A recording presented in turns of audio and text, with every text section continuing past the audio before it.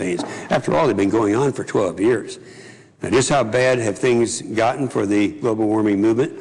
Well, one indication is that no one is even talking about global warming except for myself and Representative Markey over in the House. As the political article said yesterday, Representative Markey accused Republicans of being silent on the threat of global warming and called for Republicans to hold hearings. While Representative Markey is quick to accuse Republicans of silence, he says nothing about the silence that we're hearing from the Democrats here in the United States Senate. We haven't heard anybody. I haven't heard the term global warming coming from any senator. When was the last time anyone heard President Obama or the Democrats mention global warming? In fact, their campaign has failed so miserably that President Obama, running for re-election, is pretending to support oil and gas to gain votes. The irony is that the president who came into office promising to slow the rise of the oceans and all of that has presided over the complete collapse of the global warming movement. Since President Obama took office nearly 4 years ago, not one global warming cap and trade bill has been debated on the Senate floor.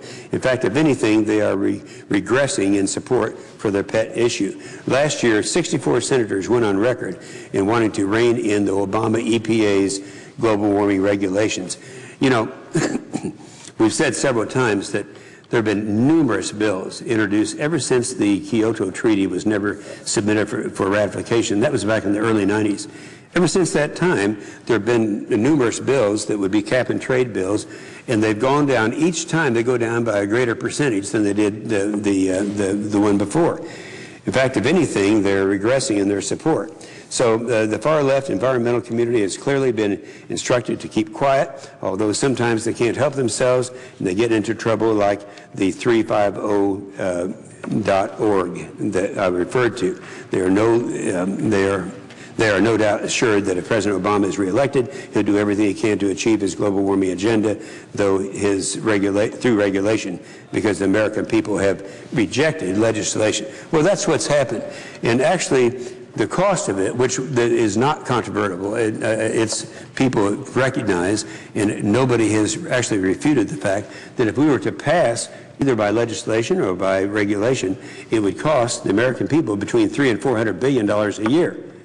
And so people now realize that and know that we can't afford to do something that really is not going to accomplish anything. So anyway, the Obama administration is already doing it. We have identified right now some $68 billion that he has, through regulations, been able to have on all this his climate agenda. So it's been already very, very experienced. Nobody's really aware of it, but nonetheless, that's what is happening.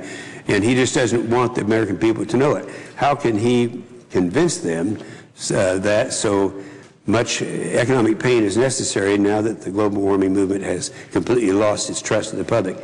That won't stop some of the usual suspects from continuing to try to drum up global warming hysteria, but we wouldn't count on Al Gore coming out of a hiding to help him, or President Obama saying anything to back them up, at least not now before the election.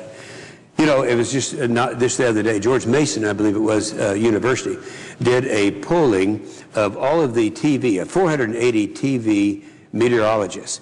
Only 19% of them said that we're having global warming due to man-made gases. Now, that's a major change from before. So the trend line's going back the other way. The polling is definitely going the other way. And back to last weekend's failed effort to blame hot weather on global warming, I'd like to mention three things that scientists agree on. First of all, that you can't blame global warming on one event. Let me share with you the Roger Pielke, the professor of environmental studies at the University of Colorado. Over the long term, there's no evidence that disasters are getting worse because of climate change. Judith Curry, I already mentioned her, but additionally, this is another quote by her. She said, this is a well-established scientist. She said, I have been completely unconvinced by any of the arguments that attributes a single extreme weather event, a cluster of extreme weather events, or statistics of extreme weather events to anthropogenic forcing. Miles Allen, the head of a climate dynamics group at the University of Oxford Atmospheric, Oceanic, and Planetary Physics Department, he said, and this is a quote, when Al Gore said that scientists now have clear proof that climate change is directly responsible for the extreme and devastating floods, storms, and droughts, my heart sank. I was on the Rachel Maddow show. She doesn't very often have Republicans on. She's one of my favorite liberals, and I enjoy being on. And I found out then that Bill Nye, her science guy, actually is one of the things he states is don't fall into the trap of trying to say because something is very, very hot that somehow that supports the global warming. In fact, Dana Milbank of the Washington Post column, and he's a Rachel Maddow contributor, he said, quote, when climate activists make the dubious claim, as a Canadian environmental group did, that global warming is to blame for the lack of snow at the Winter Olympics in Vancouver, then they invite similar specious conclusions about Washington's snow. Argument by anecdote isn't working. That was Dana Milbank, who's really on the other side of this issue. So as I mentioned, there are three things. One is is a fact that is incontrovertible, that people would agree on. That is that one or two events aren't going to reflect climate or have anything to do with global warming. The second thing is the cost of it.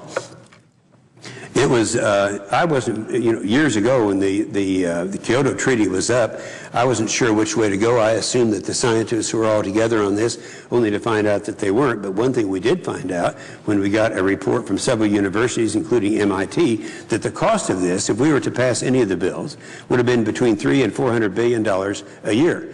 Now, what I always do when I hear about billions and trillions of dollars, I try to go back and figure out how does that affect my families in the state of Oklahoma. Back when we had the largest tax increase in 1993, called the Clinton-Gore tax increase, that was one, you might remember that. In 1993, they increased marginal rates, death tax, capital gains tax, and all of that. And it was, at that time, the largest tax increase in 3 decades.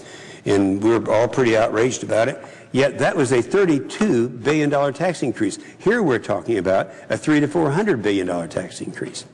And the last thing I would say is, if you have a tax increase like this, what do you get for it? I sometimes appreciate, in fact, I always appreciate the administrator of the EPA, Lisa Jackson. She was an appointee of President Obama. And I asked her the question live on TV in one of our committee hearings.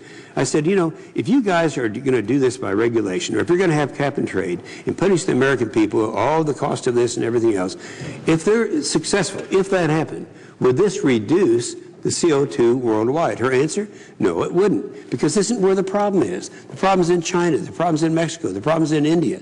And you could carry that argument on out further and conclude that if you have that kind of a regulation in this country and drive our manufacturing base overseas, they would go to places like China and India where there are no emissions restrictions. So it can have the effect of actually increasing CO2. So anyway, I thought it was, I appreciate very much Time Magazine coming out and bringing up the igloo again.